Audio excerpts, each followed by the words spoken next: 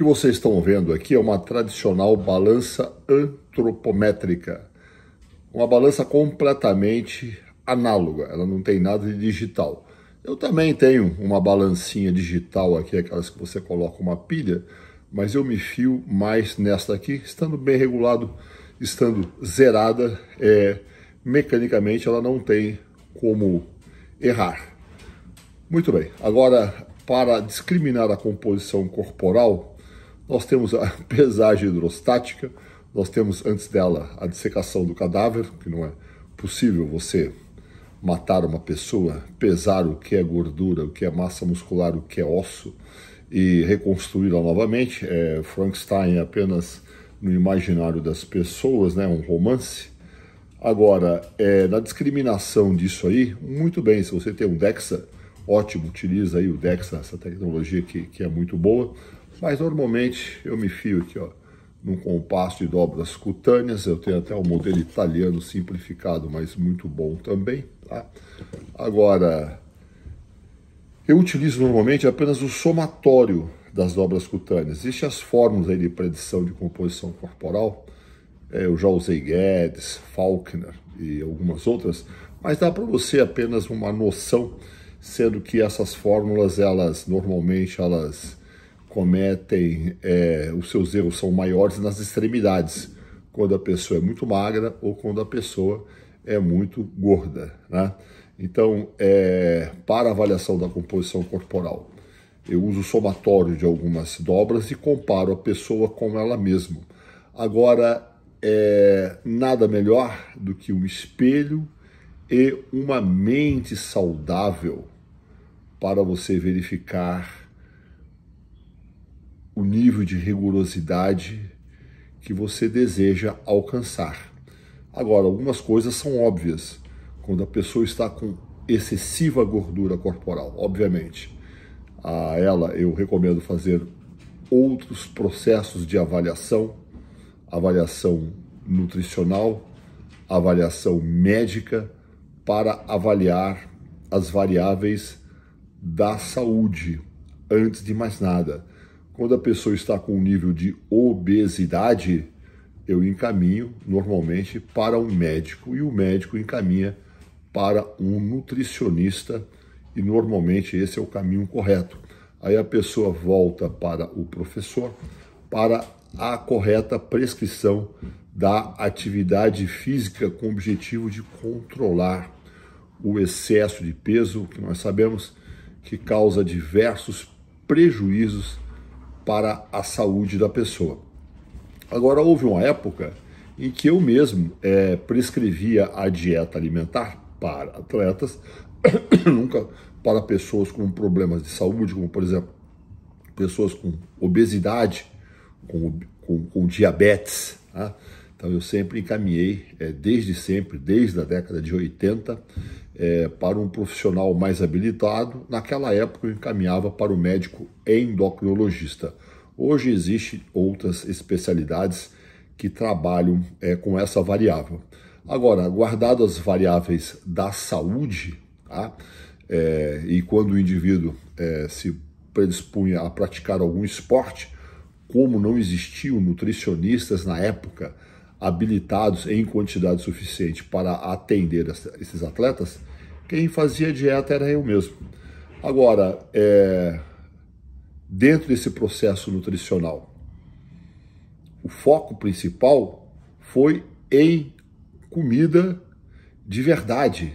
Sempre foi em comida cozinhada, baseada aí nos principais macronutrientes. Agora, indo para o mundo da realidade das pessoas, nós sabemos muito bem da dificuldade que todo mundo que está no mundo profissional, que trabalha, que estuda, né, que tem uma família, de compor uma dieta cozida para todas as suas refeições e suas necessidades. É aí que surgem os complementos, os suplementos alimentares, tá? Eu mesmo, quando morava sozinho na Inglaterra, eu fazia apenas de 2 a 3 refeições sólidas por dia. E eu cheguei a 130 quilos e treinava bem pesado. As outras 3 refeições, às vezes até 4, dependendo do meu dia, eu compunha de refeições líquidas. E eu faço isso já há muito tempo, mesmo antes de ser atleta. Porque o meu pai ganhava refeições líquidas destinadas para pessoas normais.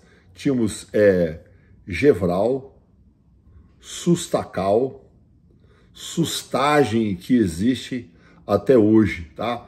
Eram as principais. Então, ele recebia em pequenos saquetéis, em sachês, e já entendendo naquela época, já na década de 70, já compreendendo a necessidade de ter um aporte proteico maior, eu adicionava aqueles sachês, normalmente, caseína ou albumina. A caseína era bem cara e você conseguia comprar na farmácia, também em sachê. E depois surgiu a albumina, tá? Eu adicionava a albumina em pó, ou adicionava esse sachê de caseína, e depois também surgiu a proteína de soja, o caseinato de cálcio, tá? Uma das primeiras que surgiu foi justamente o caseinato. Eu também adicionava essas proteínas para aumentar o meu aporte proteico. Tá? Passado o tempo, surgiu aí a Whey Protein, com as suas vantagens de solubilidade, o próprio paladar, né? E ótimo aminograma, fazendo com que eu pudesse compor também não só a minha dieta, como a dieta dos meus atletas, com algumas refeições líquidas, com a vantagem principal da praticidade para o dia a dia desses atletas. Tá? Agora, normalmente, quando se tratava de atletas, principalmente de fisiculturismo, ao se aproximar das competições, eu diminuía ao máximo a composição de refeições líquidas e compunha a dieta principalmente baseada em batata e frango. Eu dizia na época, né? Quando o atleta cansava de comer batata e frango, ele comia frango com batata. E muitas pessoas levaram isso muito a sério e só compunham a dieta aí próxima das competições com esses nutrientes. É lógico, eu também compunha com folhas verdes, né? Algumas fibras alimentares, e muitas vezes não era só a batata, tem pessoas que se davam melhor com arroz, e algumas até com algumas massas, né? Que elas mesmas faziam em casa, para ter certeza da composição da massa que elas mesmas faziam, que esses atletas mesmos faziam com as próprias mãos, tá?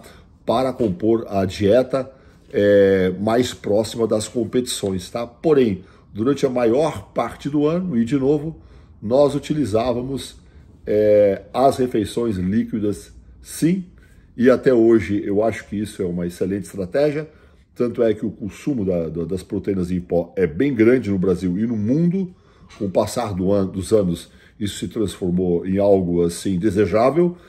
Inclusive, você vai no supermercado, no Brasil e no mundo, você vai encontrar aqueles shakes de proteína. Quando eu vou para os Estados Unidos, tem muito muscle milk. Hoje em dia, quando eu posso, eu levo as minhas proteínas líquidas que eu tenho da Growth Supplements. Existem várias outras opções que você pode utilizar no seu dia a dia para, como se fala, bater os macronutrientes ao final do dia, tá? Então o recado era esse aí, tá? Quando você pode fazer refeições sólidas, as faça. Eu, particularmente, nunca consegui ingerir grande quantidade de alimento. Eu não sou igual a Franciele, que parece uma draga, tiver pedra na frente, ela come.